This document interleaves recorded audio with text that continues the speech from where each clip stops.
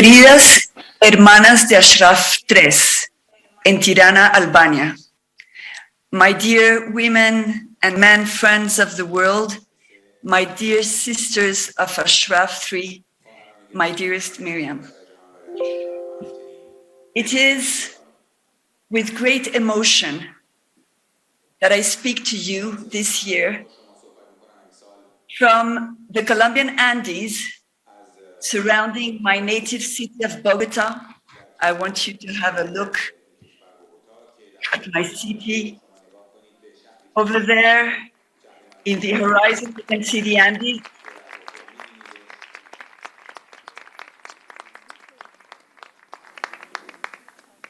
And it is from here that I am running as candidate for Colombian presidency with the aim of freeing my fellow countrywomen and countrymen from the inequality and violence triggered by corruption.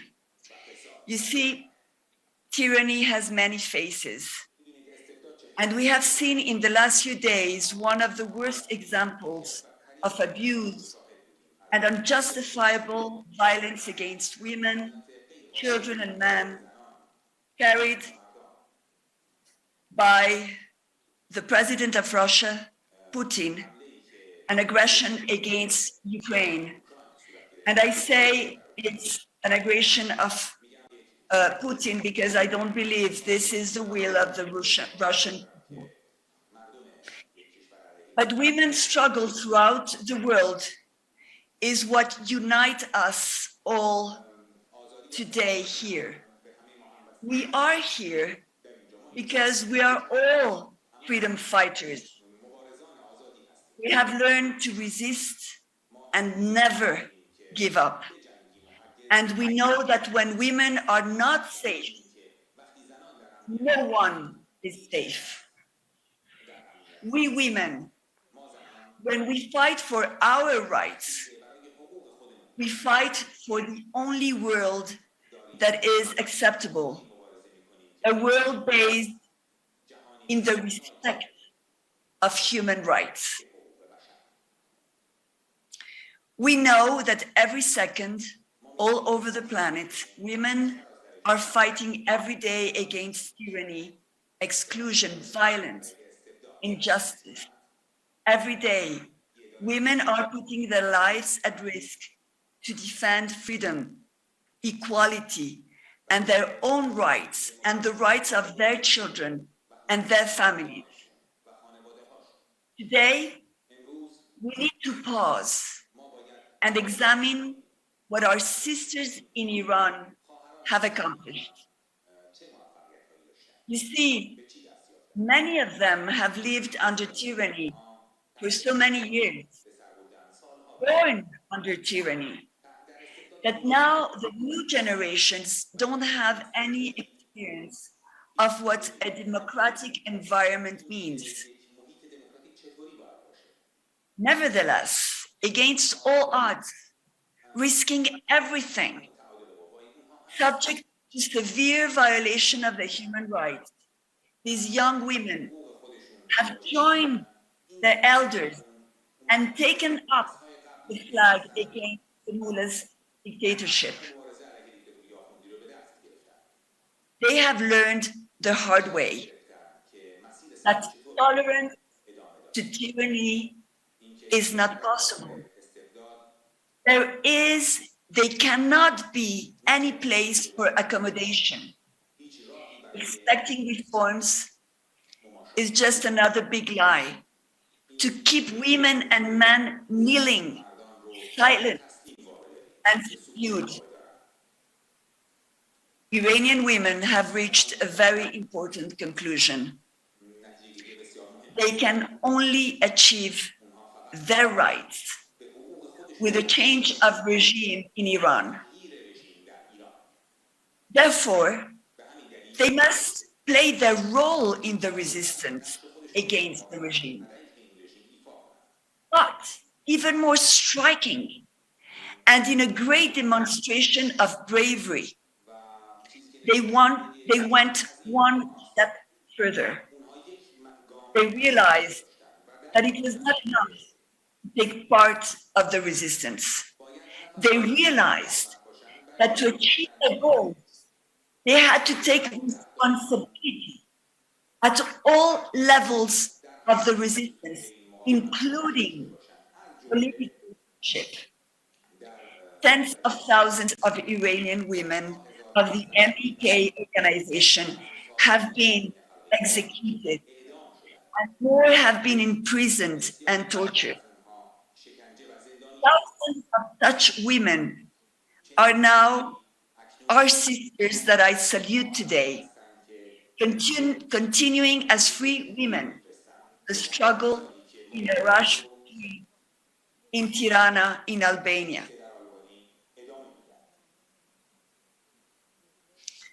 From the beginning and spontaneously, women have accepted to take various responsibilities in the organization, but they went even further until the presence of women in their highest political leadership positions became the new normal. This was just not only that women were needing to achieve their rights, but it was also a daring mental and cultural shift, a new way of living and relating to each other. This transformation at all levels required full participation of the women and men at all levels. It meant changing the paradigm, offering a new role model for women and men alike. This was a very difficult task to put in practice, and it is one of the most impressive achievements of the Iranian resistance. But we all know that this wouldn't have been possible without the leadership of Maryam Rajavi. When we celebrate Women's Day in the world, we need to make a special place to honor Maryam Rajavi's struggle. Through her determination, through her strength, through her resilience, through her charisma and vision,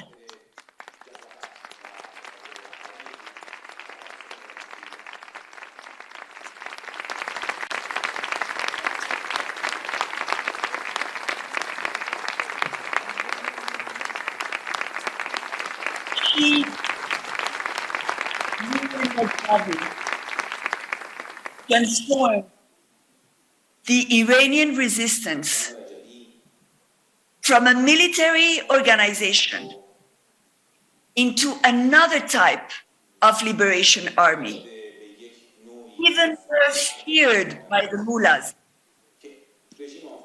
a freedom and human rights political organization fighting with the power of principles and values, shielding with the power of words, touching the hearts and souls of women and men in Iran.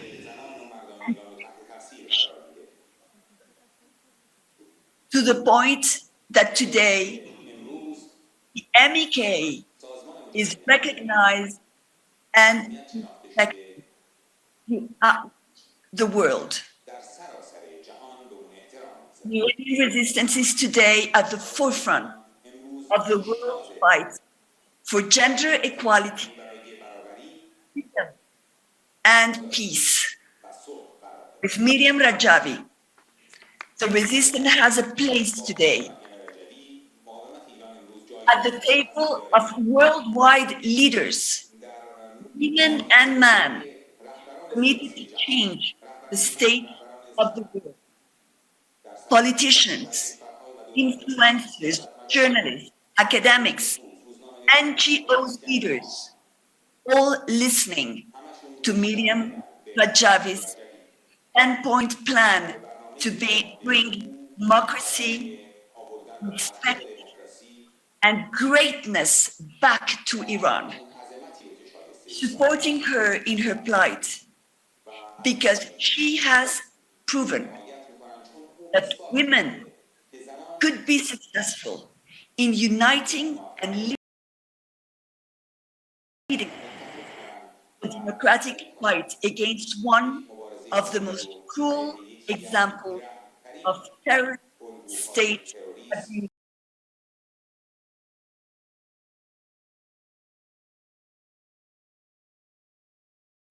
in this day and age. What is striking is that Maryam Rajavi brought the light to the fight of millions of silenced and gagged Iranian women excluded, battered, and kidnapped by the misogynistic laws of the movement. Because we are not talking about a few stars in the Iranian, but of a generation of women who are now playing a leading role in the. Look at the iconic case of Saba, who said, "We shall stand to the end."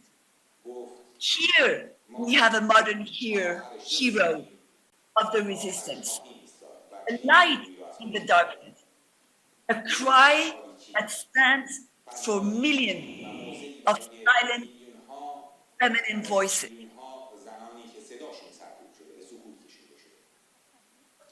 Let's pay attention to the growing number of women-resistant movements that are forming in Iran. They are increasingly active in Iran, moving fearless, fighting against armed and violent death squadrons of the regime. All over Iran, we see women showing their faces in a defiant and brave attitude, embracing the struggle as the Iranian modern freedom fighters. They are the ones giving example to all of us, of the world, committed to change. These Iranian women are playing leading role in the anti-regime protests in Iran. They are at the front lines,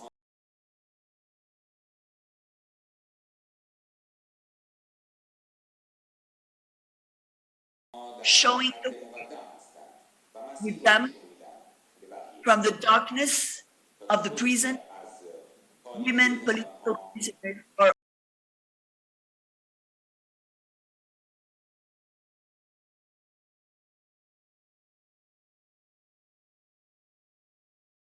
also assuming, voicing their brave opposition to the regime.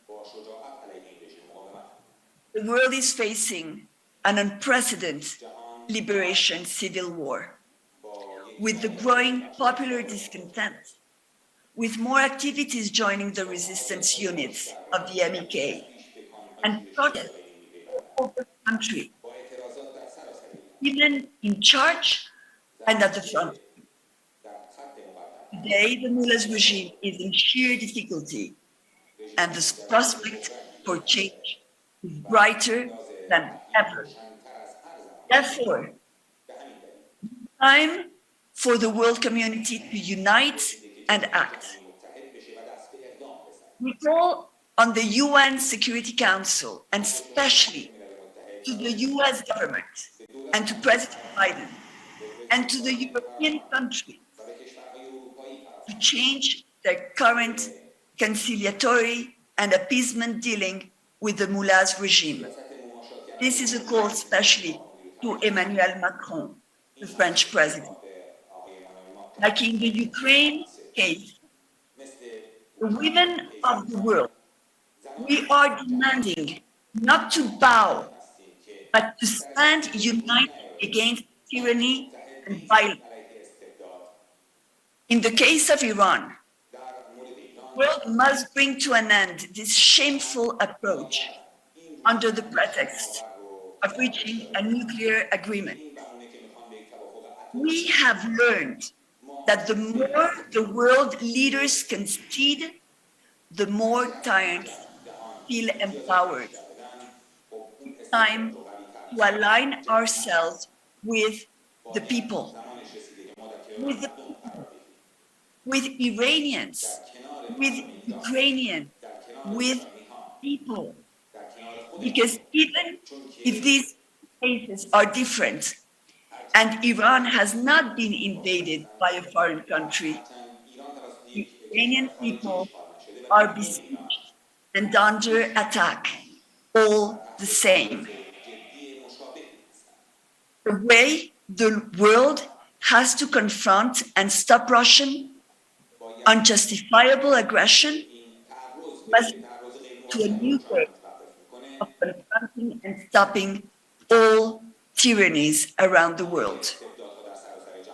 The world is changing here and now, supporting the democratic alternative against the ruling oppressor of the Iranian people, supporting the Iranian resistance, supporting the MK is our duty as women, as mothers, as caretakers of the world. Let's stand as we have always done together against tyranny.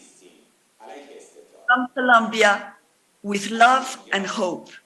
Desde Colombia, con amor y esperanza.